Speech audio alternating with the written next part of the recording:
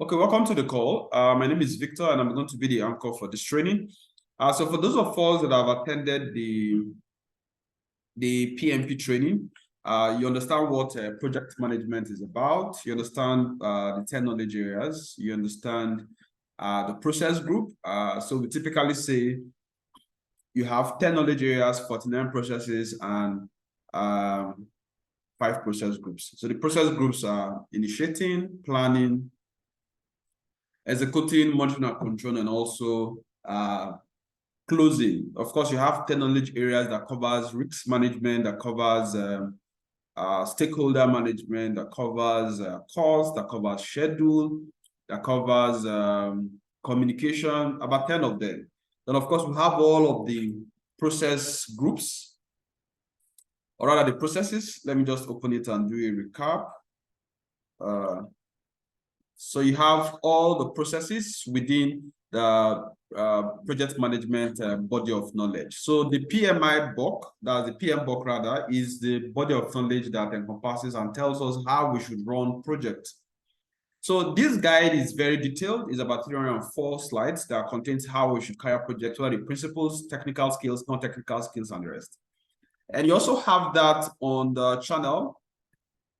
I've already taken my time to explain all the content you have in this guide, this 304-page guide. So by now, everybody, you should have gone through this. You should have gone through this text. It's about 1, 2, 3, 4, 5, 6 modules, right? That is categorized to sort out all of the content you have in these slides. Then, of course, you have the curriculum description of the project management training. Now, if you are done with that, there are quite a lot of tools that you can use to actually now practicalize what you're doing in project management. There are quite a lot of them.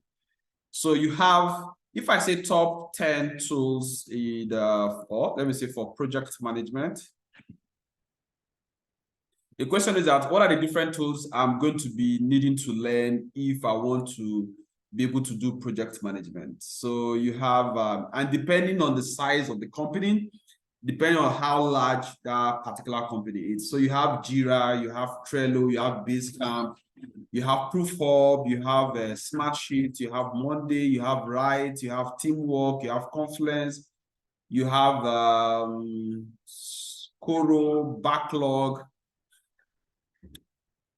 But very, very big tools, let me say the 3 most common are Microsoft Project, Primavera, maybe Jira.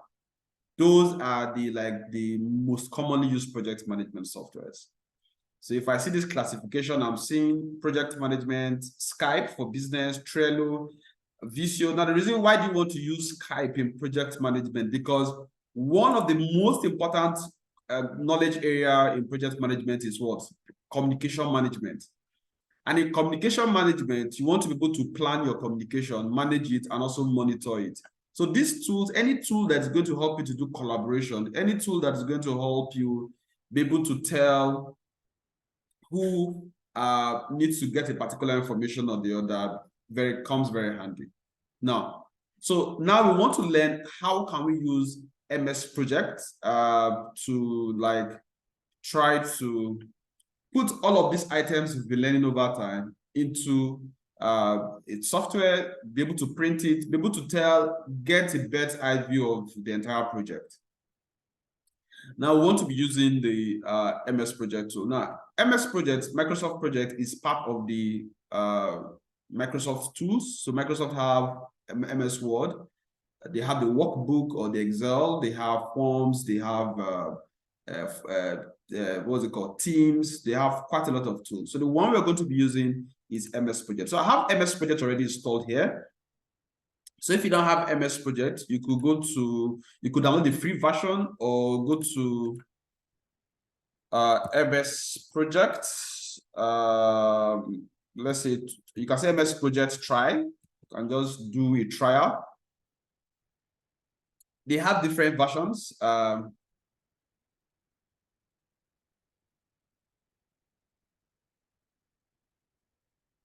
So they have different versions. So you could go to, and these days, MS Project is now part of what's it called, 365. So the goal of project management is to be able to plan, is to be able to do status tracking, to plan your schedule, to do your costing, to collaborate with others, to do resource management. Okay, that's about that. So get MS Project installed in your system. If you need help or if you need guide, you can do an inbox later on for that. Now, if you already have MS Project installed on your system, one thing you want to do now is to first decide which project you want to work on. So you might be using the web version. Let me sign in. Let me just go to projects, login. So this is the web version. So you can start a new project and choose any of the templates. Let me just do a simple template, board use template or grid. So let's allow this to load, but I love the offline version. If you have the free version, your free trial license, you can download the, what's it called, the offline version and have it installed. So let me ask, Amaka, do you have the offline version? Francisca, do you have the offline version or do you have the online version? Which of them? Offline version. Offline version. Okay. I have only the online version, the free trial version. I don't even know whether that is or not, because yesterday he said, why am I using Visio? But it looks pretty much like what you have here. Okay, good. So, so one thing we want to do first is to understand the entire interface of MS Project. Today's class is going to be kind of short. What I want to achieve in today's class is that I want to go through all of the entire interface. Once I'm done with that, I want us to now plan our entire project. So we're going to pick maybe a logistics project or a software development project or an event planning project. We pick one project or we pick two projects. We're going to now break down those projects into piecemeal. We're going to decide the different tasks, their duration, maybe their start time and end time. We can do that in Excel or in Notepad. Then we're also going to decide the different resources that we're going to be needing. Then tomorrow, then I'll expect you to replicate same thing yourself. Then tomorrow's class, well, I'm going to start entering them into the suite. Then we will now write down. So I'll take it in small piecemeal today, tomorrow, then next week, Tuesday, we'll see how far we can go. Now, Microsoft Project looks similar to every other Microsoft project software. So Microsoft has Word, Excel, PowerPoint, Visio, Outlook, and the interface is always very similar. So you see this very first guy here. So you have file. You also have tax, you have resources, you have reports, you have project, you have view, you have help, you have Gantt format, and you have an intuitive, tell me what you want to do in case you forget anything. Let's say I want to go to resources, right? Let's say I want to go to cost, right? So let's say I want to go to, so in case you forget anything, if you need to go very, very fast, you can use this particular tool. Okay, so we call these guys the menus, right? So I will normally tell my students that if you want to perfect the use of any Microsoft tool, try to understand the entire interface. Then before you now start putting tags or try to start using them to work, first get to understand the entire view, understand where you have each of the different items, then you can now start using the tool. So the very first one is tags. So you call these Microsoft menus. So I have 1, 2, 3, 4, 5, 6, 7. So this is 1, this is 2, this is 3, this is 4, this is 5, this is 6, this is 7. Now, on that tags, you have a group, you have a view group, you have a clipboard group, you have a font group, you have a schedule group. Okay, who can tell me in the project management knowledge areas, what do you call schedule? Schedule is a knowledge area, true or false? I need answers. True. Good. So tax is under what? Schedule. No.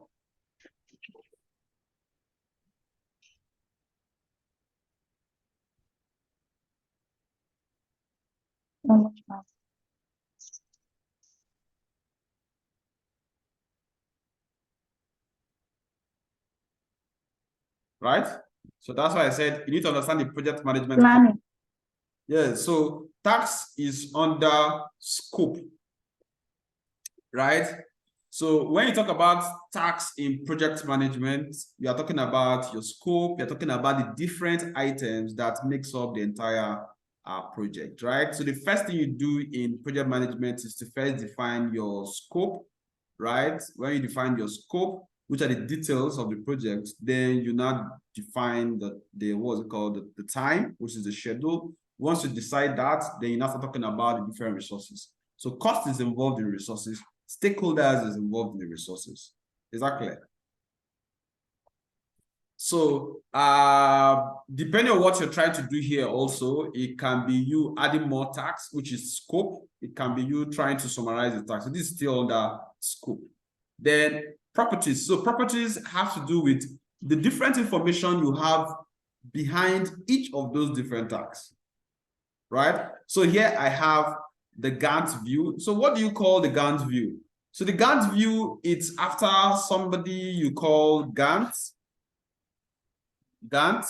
So Gantt chart. So it's just after modern Gantt that shows the dependency relationships between activities and the current scheduled tax. So what is going to happen is that if I start entering my tax, I'm going to see how the items are going to be linked together.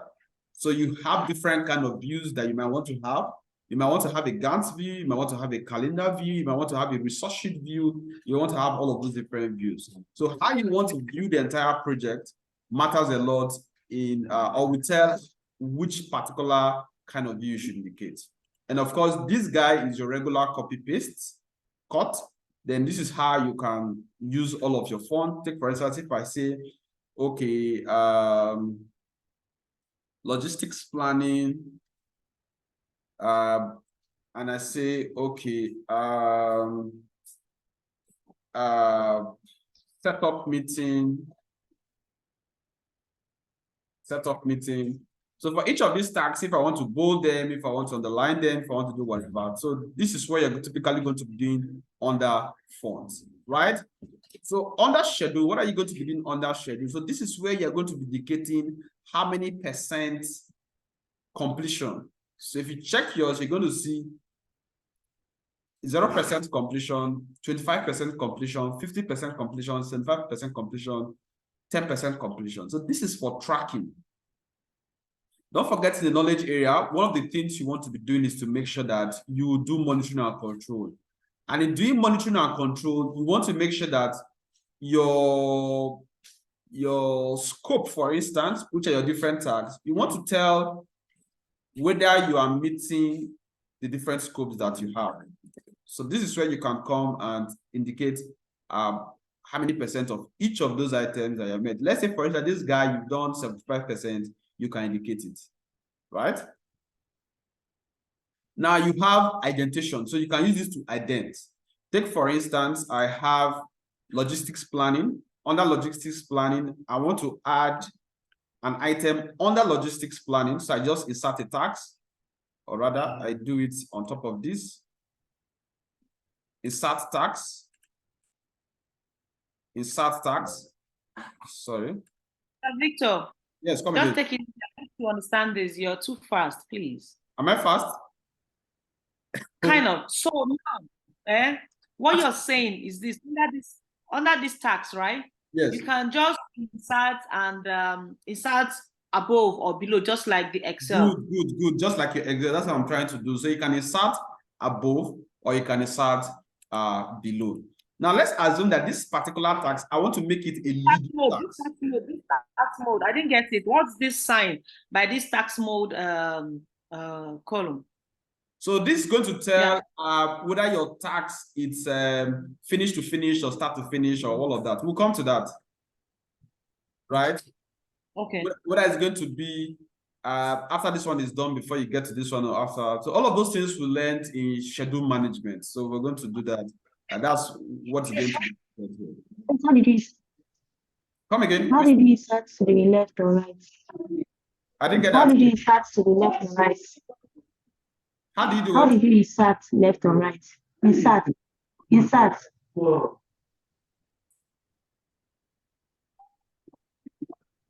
Insert tax. That's Just all. right click. You said left or right, so anywhere you want to, you just go down and insert there. Yes. You want to do above it. If you want to do above this one, whatever way, just like you typically put in a new line in Excel. Okay.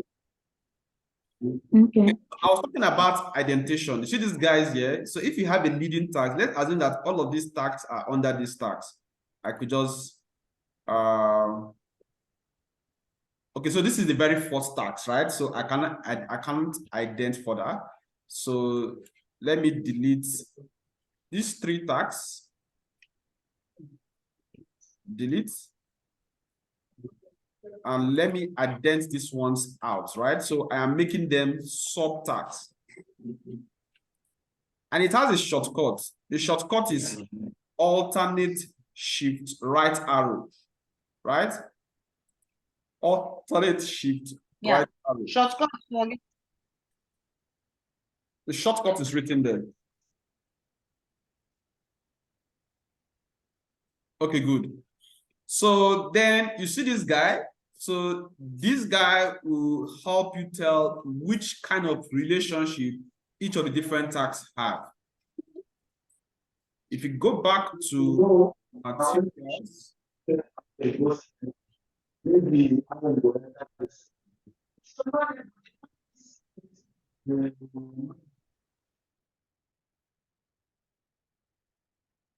we go to schedule.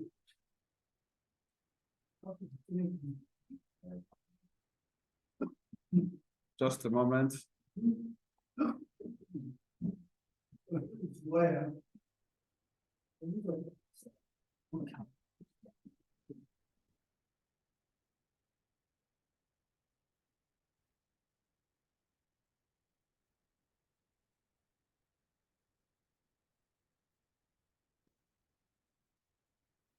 Let me search for finish. Okay, good. So you see, for each of these relationships, that's what we're going to be using in the software, right? So whether you're going to be doing a finish to start, or whether you're going to be doing a finish to finish, whether you're going to be doing a start to start, or whether you're going to be doing a start to finish. So that's what you're going to be indicating here in the relationship, right? So this is where you link the tags together. So you see the different tags you have for each of the sub areas. You need to link them. You need to tell, would I have to finish this guy before this guy? Or can I do both of them concurrently? Or can this start and midway this can start? So all of those relationships is what you particularly do here. And once you indicate that, it appears in this tax mode, right? So this is where also you can also mark whether you're on track for any of the different tasks. I'm just trying to explain each of the different items across the project management software. So once you are done with that, then we can now start, we cannot decide on a project and now like work out the work breakdown structure for the project. Okay, so this has to do with scheduling. So if you see, for instance, now is on manual scheduling, that's to say that I have to indicate what kind of schedule I need it to be. If I do auto scheduling, are you going to see, let's say I indicate all the tags and say auto scheduling, what's going to happen is that once I say this is 2 days, right, automatically it will add them. If I say 7 days, if I say 3 days, right? But if I say manual scheduling, for all of them, for instance, manual scheduling, it will allow me to indicate how I want the relationship to be. So that's what those 2 guys did do. So inspect, if you need to inspect and see if you have warnings, if you have issues in your tags. Move, if you want to move a particular tax by 1 day, by 2 days, by whatever. So once we start doing our detailed project, we'll start exploring that. And this is the mode we just indicated, whether you want it to be on auto or you want it to be on manual, which is still the same thing as you clicking any of these two buttons. This guy is still the same thing as this guy here, right? Okay, so let me know if you have questions so far before I move on.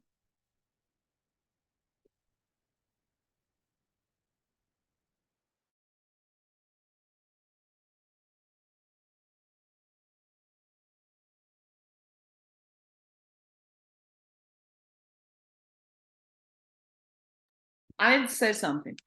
So all you need to do, if I'm on auto or manual schedule, if I put the tax, I need to put the number of days, right? Yes, you need to put a number of days for it to auto schedule it. If it's on manual, it will just wait for you to indicate the type of relationship, right? But if it is on auto, it won't wait for relationship.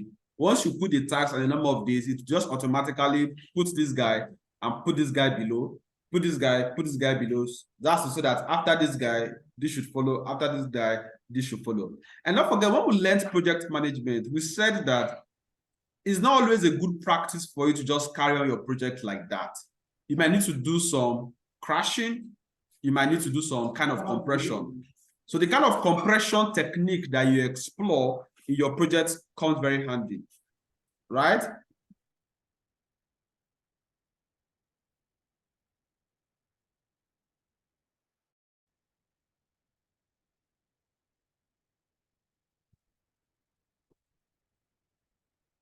So how many of you guys remember this schedule compression? Yeah, fast tracking and crashing. Remember that. Which you said that crashing involves more money. So it's very important that you see these two tasks, they are parallel activities. You see these two tasks, they are linear activities, right? So if we want to fast track, we're trying to say that, okay, both of these guys, let us do them together. That is like a start to start.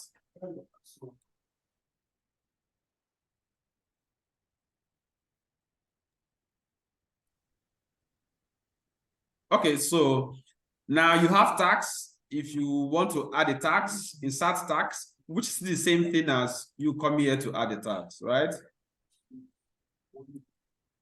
Now you see this guy is telling us that this is a summary tax, right? So if I say actual work, and I list work 1,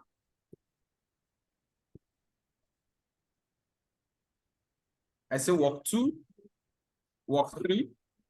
If I indicate this actual work and call it a summary work, right? That's to say that I'm trying to say that I have a guy here, which is a summary, and I have other guys under it. That's why for your work breakdown structure development, the main tax or what summarizes the below tax is very important in your planning. So if this guy is, let's say, 10 days, it then means all of these other tasks are going to sum up to 10 days, right? And of course, a milestone is just an event, right? It doesn't necessarily need to be a tax, right? It's just, and it can be 0 day. It's just like a, it's like when you finish this training, at the end of the training, you offer certifications and you now take good photographs. So depending on how you structure the project, if it's not going to take so much, if it's like a milestone, let's say after the certification, we can now get to now do other part of the project. So you can call that a milestone. Of course, information is going to be a detailed guide about each of the different tasks. Take, for instance, if I click on this guy, set up meeting, and I say information, which is shift 2, F2. Are you there? Shift F2, information. So if I tap here, I say shift F2. Okay, because of my keyboard. So just come here and tap Which Shift. one? Information, I'm talking about information, right? Tax information. You know, MS Project can also serve as a collaborative tool. If it's going to serve as a collaborative tool, it then means that people need to be able to see beyond just each of the different tags. So this is where you can see a summary of everything. You could see the start date, the finish date, you could see the predecessor, you could see the resources needed. Like later on in the training, we're now going to, for each task, we're not going to assign both human resource, material, money, all of those kind of things. We're going to assign them. And we're able to now tell for the entire project how much money is going to cost us in terms of man, in terms of material, in terms of money and all of that.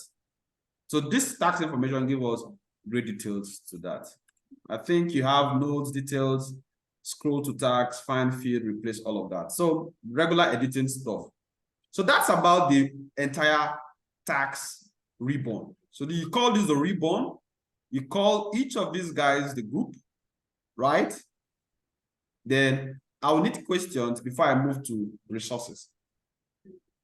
In a short while, we are now going to pick up a project, and maybe we can use ChatGPT to generate a robust work breakdown structure plan for that particular project. We'll put it on Excel. Then subsequently, we're not going to start entering them into MS Project. I'll start using all of the things we're trying to explain now. So I'll need questions. If you have any with respect to all of the items I've explained on the tax ribbon in any of the group. So take your time, 2 minutes, and go through it. Let me know if you have questions. Okay, so we've succeeded in going through some of the basics of what we have in tax, the tax ribbon. Then let's touch on resources. Then you see, project management needs team members. So team members, you will need to decide, take for instance, for a construction project, you need to decide how many masons you're going to have, how many engineers you're going to have, let's say site engineer or supervisor, how many electrical engineer you're going to have, you're going to decide how many of those persons or engineers you're going to have, how many supervisors, how many workmen, you're going to decide all of that. Then assign resources. This is where for each of the different tasks you have, or you could first list the different resources that you are going to be needing for the project. Let's say you need manager, then you need supervisor 1, then you need supervisor 2, then you need let's say it's a software project, web developer, there's a cloud engineer, let's say site reliability engineer, let's say you need a digital marketer, all of those stuff. You list all of the resources they're going to need, right? Then you can also, of course, just have to tell for each of them how many hours are they available to work, right? So this will help you in doing resource leveling. Resource leveling in project management is trying to say, how do we make sure that we're not overworking a particular resource? That's why you see some persons, you want to make sure that somebody is not getting more work than maybe some other person, depending on how much hour the person has available per week assigned in the contract. If you are giving 40 hours per week, we want to make sure that when we are planning the project, we don't assign more than 50 hours to you, sorry, more than 40 hours to you, and all of that. Same thing applies for machine. Here, you're going to be deciding what the rates per day is, then the units, how you measure it, the costs, right? So you're going to assign cost for each of these different items that you have as resources. Then for each of the tasks, what we're going to do subsequently now is that we're going to pick a task. We can pick this task, this task, this task, and we can tick a manager and we can assign. What has happened is that we have assigned the manager to tax 2, tax 5, and tax 10. Are you there? You can do replacement and all of that. So those are the kind of things we are going to be doing in assigning resources. And in resources pool, this is where we are going to be either be sharing resources between projects or between different aspects of our tax, right? Okay, so in add resources is where we're not going to be adding resources. That's going to be activated based on the kind of work we are going to be doing. Properties, this is also information, details, resource level resource. So this is where you can check if you have more tax, or rather, yes, more tax for each of those resources. So this is where you do resource leveling, right? Leveling resolves resource conflicts or over allocation, right? And most of the times when you do resource leveling, that is now what is going to make it possible that you stretch the project for a longer time, and you might also incur more cost. Okay, report. So this is where we're going to be checking all of the reports. So after we have done the entire tax work breakdown structure into it, we've assigned the managers, we've assigned time to them, then we've assigned costs, we've assigned resources, we've assigned machine. The next thing we want to be doing is how do we now start creating reports? So do we want to create a dashboard for our cost overview? How much have we spent on all of that? So we're going to see something very sleek and robust. For each of the different tax, we're going to be seeing how much we're going to be spending on each of them. So we can start comparing this with all of the management plans that we've done in Greeks, in cost, in schedule, in resources, and all of that. So you have quite a lot of charts that we can have here in reports, right? We can do report based on resources. We can do report based on cost. We can do cost based on progress. So this is why we start doing critical tax. Start looking at our late tax. Which tax is late? So we can know which tax is late based on, let me go back to my view and go back to my Gantt chart, right? See what I did? View, Gantt chart. I returned here. So we can know which tax is late based on how we are monitoring the project. So for each of these tax, we can come and say, okay, this tax is 25% concluded, this particular tax is 70% concluded, this particular tax. As you are doing that, the software is recording all of this stuff. So from time to time, you could go check your report and do a progress report, right? So you're going to list all of the tax that you have and tell you which tax you are doing well and which tax you're not doing well. So that's for reports. So you have quite a lot of reports that we're going to be building. In projects, so most of the things you have there, you have them. It's going to be possible when we start filling in those content for the projects, right? We start assigning time, start assigning resources to them. So we have adding some plugins that we can put here. Then, of course, project information, we've seen this already. So this project information has to do with the overall project data. The title, the start date and finish date anticipated, the kind of calendar you want to use, the kind of priority you are assigning, and I think that's basically that. So project information is very, very similar to, what's it called? Similar to tax information. So if I tap here and I say information, so this has to do with the tax information. But the other one has to do with what? The entire project information. So of course you have custom fields, you have work breakdown structure. In work breakdown structure for some companies, they're going to be able to define codes to their work breakdown structure, right? So they can call a particular, they won't just assign them 1, 2, 3, 4, 5, 6 like this. No, they're going to give them tags. So they can say WBS 2526. It can mean anything. They could label them according to how maybe each person is going to be assigned to the tags, or by their nomenclature, or by whatever. So here you can give each of the tags a kind of a code name. So you see, everything that has to do with this project controls the entire project. So when it comes to working time, imagine if before now you've indicated in the resources that somebody will work 5 hours. Or let's somebody will work 40 hours per week.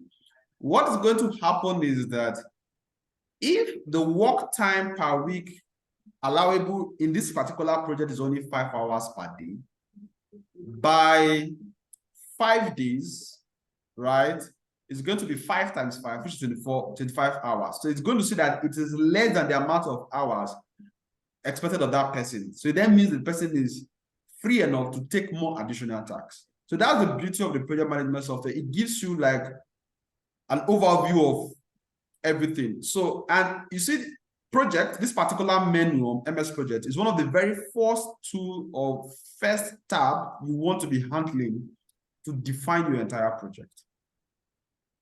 Because this way you're going to be able to tell, okay, what kind of calendar are you going to be needing, right? Are you going to be working 21 days, 31 days? Are you going to be having exceptions, right? You're going to be having holidays, all of those kind of things. We're going to do them here in working time. I think what is, so here we can calculate projects. So this is like, this is going to be possible once we've started assigning resources and we've started doing most of the stuff we are doing.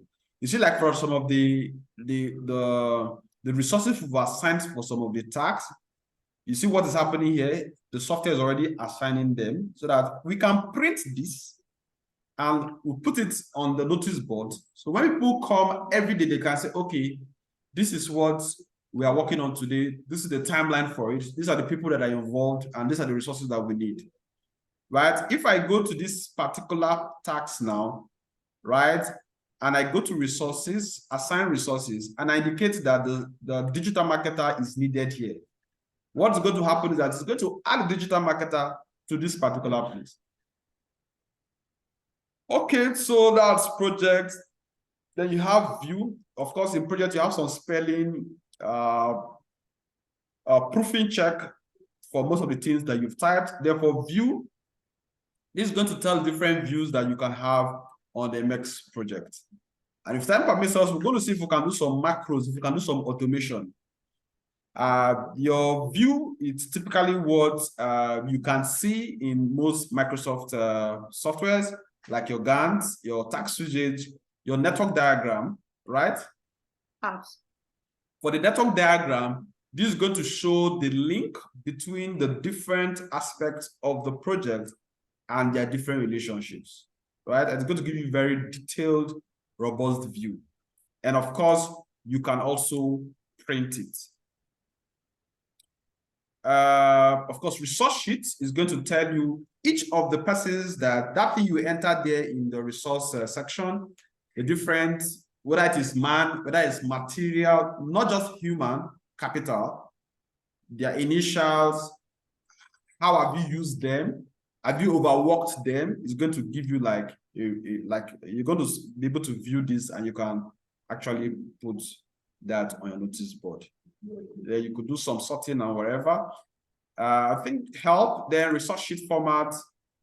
I think that's the basic thing you have about the MS Project software. So I will go back to my Gantt view. Now you have an overall overview of the MS Project software. The next thing we're going to be doing is to decide 2 projects. We're going to detail the entire work breakdown structure. We'll put that in Excel or Microsoft Word. Then we import it into this place. Then we now start detailing the entire project. Then we should now start preparing our report in terms of cost, in terms of schedule, in terms of resources, in terms of all of those important things that we said that are critical when we're using the software.